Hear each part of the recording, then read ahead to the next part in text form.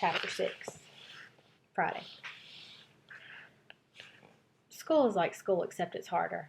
It's only been 4 days, and my mind is already stuffed. Miss Garcia doesn't yell. She's stern but soft and nice, too. She doesn't just point to the whiteboard and say, see, see. She explains hard things like reducing fractions and turning them into decimals. Decimals are fractions even when they're not. I sometimes don't see. Math is tough, and I feel dumb and get upset. She walks between desks, watching us work. When she stops and whispers to me how to fix a problem, I get more upset. Tears fill my eyes that I really can't see. I think how her whispers are telling the other kids that I'm stupid. She moves on, walking to the end of our row. Ben stares owl-eyed behind his round wire glasses. Who are you looking at? I whisper, fierce. He smiles and offers me a big pink eraser. I want to throw it at his head. After school, I'll show you. Please don't say easy, I think. I'll smack him if he says easy. Hard. Until you remember decimals are just a fraction of 100. I take the eraser. Miss Garcia says, think critically. Think what? What's memorable about New York? Everybody starts raising hands, shouting, Rockettes, Empire State Building, Rockefeller Center, horses in Central Park. I've seen horses and carriages in Central Park, but I don't know Rockettes. What is that?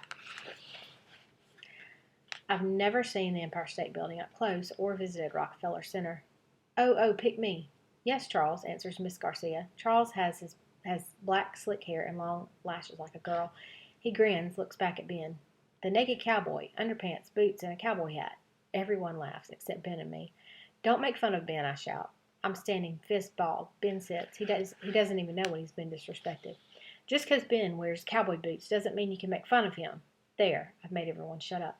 They all look at me, scared, respectful. Sabine, though, just looks sad. Miss Garcia clicks her heels down the aisle. She puts a hand on my shoulder. I don't know why, but I notice her nails are pink, like pink nails are important or something. Deja, it's true. There really is a naked cowboy in Times Square. Tourists take pictures with him. That's the stupidest thing I've ever heard. It's true, repeats Ben. When we moved here, my mother took me to Times Square. I'm really dumb. All I know is Brooklyn, mainly the not-so-nice parts. I've never crossed the river except once, the long-ago day in Central Park. There's also Big Bird, Minnie Mouse, and SpongeBob. Really? Sabine nods. Miss Garcia nods. Everybody nods, even Ben, who's just moved to New York while I've lived here my whole life. I look into Miss Garcia's mournful eyes. I can tell she doesn't want me to say I'm sorry, but I would if she asked me to. She squeezes my shoulder. Class, I want to show you something. Miss Garcia walks back to her desk. I sit. No one looks at me anymore. Ben passes me a note. Thanks, it says. I stuff his note in my pocket. Now, class, study this. It's a black and white poster-sized picture of New York. Anybody can see that. It's Brooklyn. It's Manhattan. You can see the East River. And right across the river are hundreds of tall buildings, some shooting straight, piercing clouds. Others not as tall, close the gaps between skyscrapers. Nothing but a hodgepodge of brick, glass, and concrete. What do you see? Buildings. Lots of buildings. Can't see over them, can't see under them, can't see through them, says Ben. Sabine giggles. Everybody else laughs. Going on a bear hunt, says Ben, as if that's supposed to make sense. I squirm in my chair. I don't belong here. There's too much I don't understand. The kids are weird. The school is weird. Now, class, come over to the windows. Everyone clambers up, including Ben. Not me. I slouch. What do you see? Dumb question, I think. Maybe this school isn't so special after all. Miss Garcia isn't special. Everyone leans against the windows. Sabine breathes on the glass and draws a heart. Pay attention, says Miss Garcia. What do you see? New York, some kids murmur. Others say Manhattan. A sunny day in Manhattan. Think, see, compare. Miss Garcia holds a poster picture high above her short head. Everybody keeps staring out the windows, even Miss Garcia. She's breathing quick like she's upset, like she can't get enough air. I get up, stare at the poster, then I see it. 2 tall and taller buildings. I stand speechless, pointing at the wall of windows. It's Ben who hollers, the 2 towers! The 2 towers are gone. Now everyone sees. The skyline's changed. The 2 rectangular towers in the photo are gone, replaced by one glittering tower with a pointy top pricking the sky. Where'd they go? I ask. Some kids look strangely at me. It's terrible, murmurs Sabine. Terrible, echoes Angel. She's the pretty girl, black hair, blue eyes, and pink lip gloss. But she's nice. Even I have to admit she's nice. She's pretty but doesn't act like it. Snotty, better than everyone else. Some of you know, says Miss Garcia. Know what? I wonder. Michael bends, untying, then tying his Nikes again and again. Angel picks at her nails. Another kid crosses his arms over his chest. I do the same when I don't want anyone to touch me. Other than looking wide-eyed, maybe scared at Miss Garcia. Nobody talks about it. Not really, says Michael. Talks about what? Missing buildings? This Sunday is the 15th anniversary, Ben says. That's right, Ben. What anniversary? I ask. My cousin died, murmurs Angel. It was just a big accident, wasn't it? Mom says not to talk about it, sighs Elise, twirling hair around her fingers. Voices pop about the room, like an action movie. Boom! Miss Garcia shoots Gregory a look. Inappropriate, she says. People died? I ask, puzzling. Everyone chattering. Everybody knows something different. I don't know anything. Come to attention now. Everyone quiets. Miss Garcia has a stern face. We'll be studying what happened on September 11th, 2001, when the towers fell. Hands stuffed in his back pockets, trying to be cool, Trevor shouts, Who cares? 9/11 was before I was born. Ben scowls. Miss Garcia wrings her hands. There's a great deal to think about, to learn. I think Trevor's right. Before I was born is our ancient history. It's enough figuring out now. Who cares is right. Muslims did it, says Pete, who wears a Yankees cap. That's not true, insists Sabine. I mean, it is, but it isn't true. Miss Garcia clutches Sabine's hand. For now, we'll start slow. Study, observe. One day we'll cross the Brooklyn Bridge to visit the memorial. A field trip? Asked George. Yes, maybe. Miss Garcia turns away from the windows. This is a new, challenging lesson plan. One step at a time. She pastes on a smile. Today we start with home, what we know.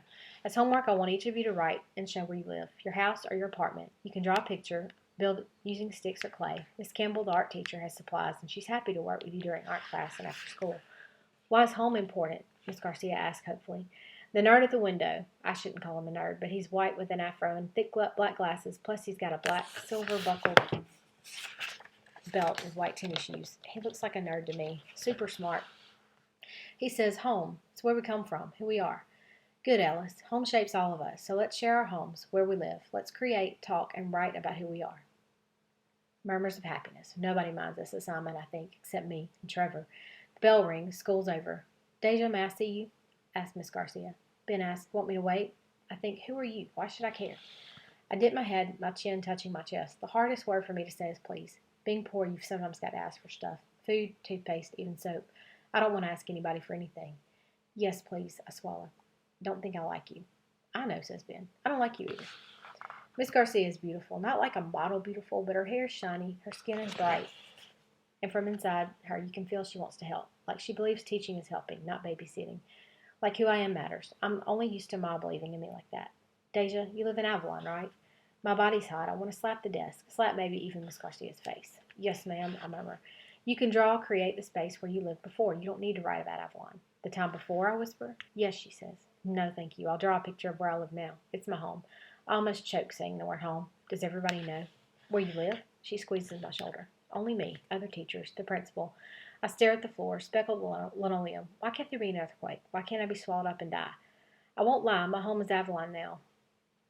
The clock tick-tocks, tick-tocks. Okay, says Miss Garcia.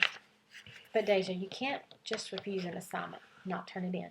Sometimes I can change the topic. You don't have to write about summer vacation or Avalon, but you need to practice writing, Deja. It's important. Yes, ma'am. Don't say yes, ma'am, if you're just being polite. Rather you say, I'm going to work. Be a good student. Yes, ma'am. Exasperated, Miss Garcia sighs. I clasp my finger behind my back. Squeeze them hard. You let me know how I can help. My mother talks about folks who are well-meaning. Sometimes well-meaning isn't enough, Deja, Ma says. Not writing about Avalon isn't going to help me. Sooner or later, kids will find out where I live, and those that don't want to speak to me won't. No one's got to be my friend. I turn to go. It's raining. Figures. It's a light, misty rain, and across the river I see the new sparkly tower. In class every day I'm going to be bothered by it. Why did Miss Garcia show us a picture of what used to be? Miss Garcia, I say, pointing, what's home got to do with that skyline? That's our journey this month, figuring it all out. Home is our starting point for connecting to the past. Miss Garcia's expression is complicated, all mixed up with sadness, excitement, and dread. Maybe teachers really are smart. If she were a kid, she'd say, my secret, yours to find out. I walk quickly down the hall and leap the school steps. Ray and Lita will be worrying where I've been. Sabine waves and climbs into a black SUV. Bye, Deja. I bet Sabine doesn't know gangs like SUVs. I bet it's her mother holding the umbrella over her. Ben is a walker. He'll find his own way home. He doesn't call my name, just holds up his hand. And I like that.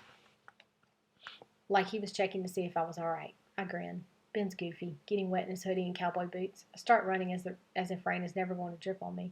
Before, when I had a real home, I bet Ben would have been the kind of boy to race me all the way home.